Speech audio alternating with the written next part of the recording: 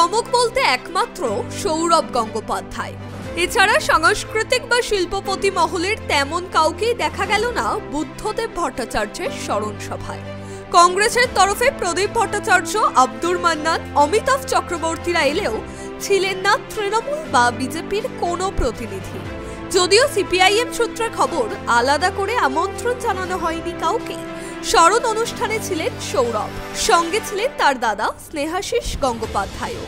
পরে সাংবাদিকদের কাছে বুদ্ধবাবুর ক্রিকেট প্রেমের কথাও জানালেন সৌরভ গঙ্গোপাধ্যায়। উনি খেলা পাগল মানুষ ছিলেন, যেটা আগেও বলি। পঙ্কজদার খুব ভক্ত ছিলেন। পঙ্কজদার পর তারপর আমি যখন খেলি তখন ওনার সঙ্গে আমার সম্পর্ক আরও ভালো হয়।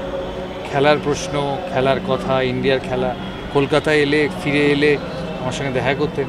ভালো খেললে ওয়ার্ল্ড কাপের পর, আমার ডেবিউর পর আরও সম্পর্কটা ভালো হয়েছে, প্রথম দুটো টেস্ট ম্যাচে সেঞ্চুরি করার পর। তাই আজকে ওনার কন্ডোলেন্স, আমি আসতে পেরেছি, আমি ওই জন্য খুবই আনন্দিত, কারণ সম্পর্ক সবার ঊর্ধ্বে। তাই ওনার আত্মার শান্তি কামনা করি। ওনার ওয়াইফের সঙ্গে দেখা হলো, মেয়ের সঙ্গে দেখা হলো না, উনি ছিলেন না, ওয়াইফের সঙ্গে দেখা হলো। আশা করি তারা ভালো থাকবেন, আর উনি যেখানেই থাকুন ভালো থাকবেন। এদিনের সভায় মূল বক্তা ছিলেন তিনজন: বিমান বসু, সূর্যকান্ত মিশ্র ও মোহাম্মদ সেলিম। তাদের স্মৃতিচারণায় প্রাক্তন মুখ্যমন্ত্রীর বিভিন্ন দিক উঠে আসে। মোহাম্মদ সেলিম বলেন, বুদ্ধবাবু যে যুব সংগঠনের প্রতিষ্ঠাতা সম্পাদক ছিলেন, সেই ডিওয়াইএফআই এর বর্তমান নেতৃত্ব আরজি করে নির্যাতিতার দেহ লুকিয়ে নিয়ে যাওয়াকে আটকেছেন।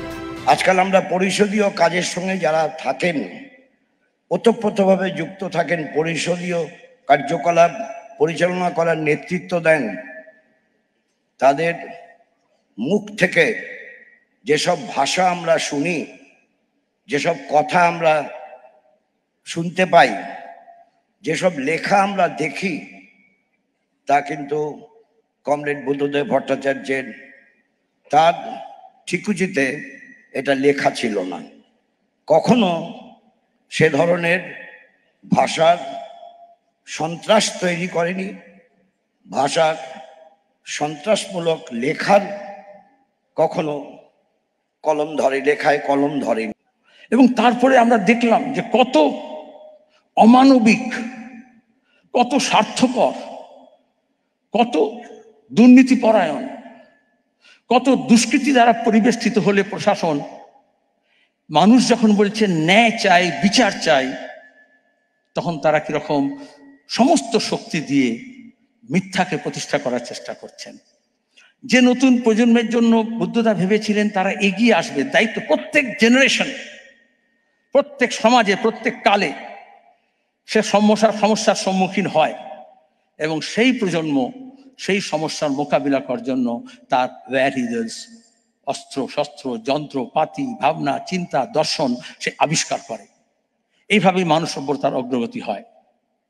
কোনো রিগ্রেসিভ না, কোনো প্রতিক্রিয়া নয়, কোনো পেছনে ফিরে যাওয়া নয়, কোনো অতীতমুখী নয়, ভবিষ্যৎমুখী হয়। এবং সে কাজই আমাদের করতে হবে। এবং সেটা যাতে না করতে পারে, যখন জোর করে, ঠেলে ঠুলে, মিথ্যাচার করে, তার বাপ মাকে ভুল বুঝিয়ে, অনেকটা অন্তরীণ রেখে লাশটাকে সাবার করার চেষ্টা করছিল, তখন এই প্রজন্মেরই বুদ্ধদার প্রতিষ্ঠিত সংগঠন ডিওয়াইএফআই এর কর্মীরা, এসএফআই এর কর্মীরা গিয়ে ওই গাড়ির সামনে বুক চিতিয়ে দাঁড়িয়েছিল, যাদেরকে মলেস্টেড হতে হয়েছে, যাদেরকে ম্যানহ্যান্ডেল করেছে। সেই ব্যাপারে আমরা কেস করেছি, কিন্তু তার কোনো ভ্রুক্ষেপ নেই, তাদেরকে আসামি সাজানো হচ্ছে।